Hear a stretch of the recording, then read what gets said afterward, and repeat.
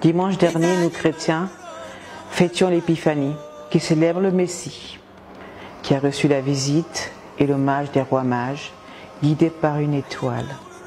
Cette étoile symbolise pour moi la lumière, lumière qui chasse l'obscurité, lumière qui chasse les ténèbres.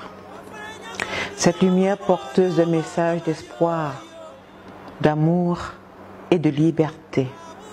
Ce jour, j'ai une pensée pour mon époux et ses camarades, arbitrairement arrêtés et injustement détenus depuis le 23 décembre 2019.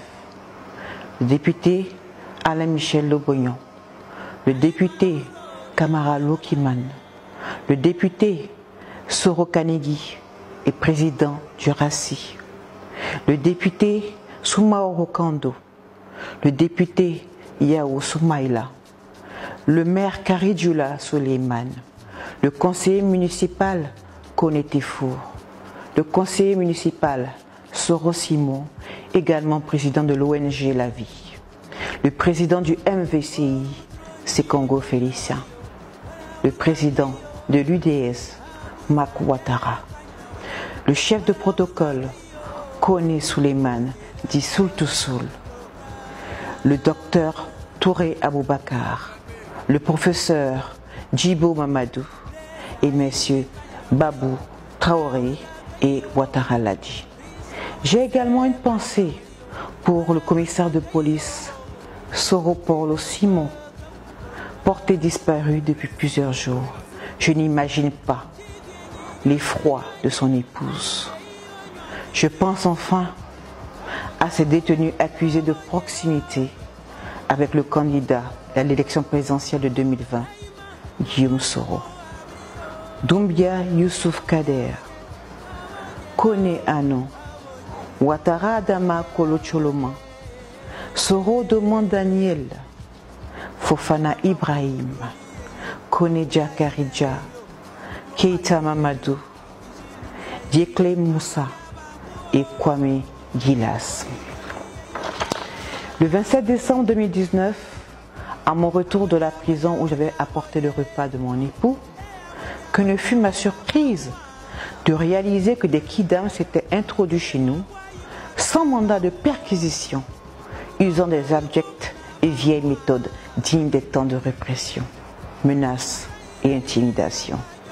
En mon absence, comme des voleurs, oui, comme des voleurs, je le répète, ils avaient remué toute la maison, emportant avec eux divers affaires personnelles, ordinateurs, disques durs, clés USB, des documents personnels.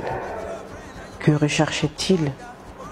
Qui aurait pu incriminer un homme politique qui réclame le respect de la constitution de son pays et surtout les conditions d'élection justes, inclusives et transparentes.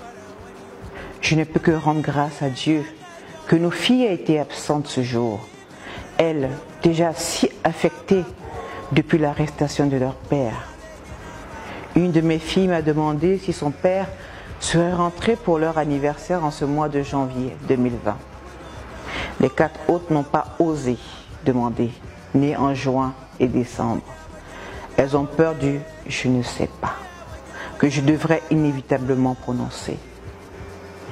La plus grande me disait, avec ironie, « Nous sommes déjà passés par là en janvier. De toutes les façons, nous sommes habitués maintenant. » Quelle ironie, vous me dites. Dans quel monde vivons-nous? Quel monde voulons-nous laisser à nos enfants? Quel exemple voulons-nous donner à ces filles qui sont si fières de leur pays, de la liberté qu'on enseigne à l'école dans les livres d'histoire? Quel exemple de démocratie pour notre pays, pour ces futurs petits citoyens? Aujourd'hui en Côte d'Ivoire, malheureusement, la liberté d'expression est cause d'emprisonnement. Un exemple, mon époux effectue en moins d'une année 2 séjours en détention. Lorsque je suis arrivé à la MACA, le 23 décembre 2019, j'ai usé d'humour et j'ai dit, nous avons commencé l'année avec vous, nous la terminons avec vous. Oh oui, quelle ironie pour nous. Aujourd'hui en Côte d'Ivoire, le multipartisme est une notion archaïque. Des exemples, 3 présidents de partis politiques proches du président Guillaume Soro sont emprisonnés. Devons-nous pleurer parce que nos époux, nos frères, nos pères n'ont de valeur que leur capacité à taire leur opinion, leurs convictions, leurs valeurs? Je ne pense pas. Nous, vos épouses, vos sœurs, vos enfants, sommes fiers de votre combat. Un combat noble pour la liberté et la démocratie, malgré la souffrance et les douleurs liées à votre absence. Ce combat pour la liberté et la démocratie, d'autres l'ont fait avant vous. C'étaient les pères fondateurs de cette nation qu'est la Côte d'Ivoire.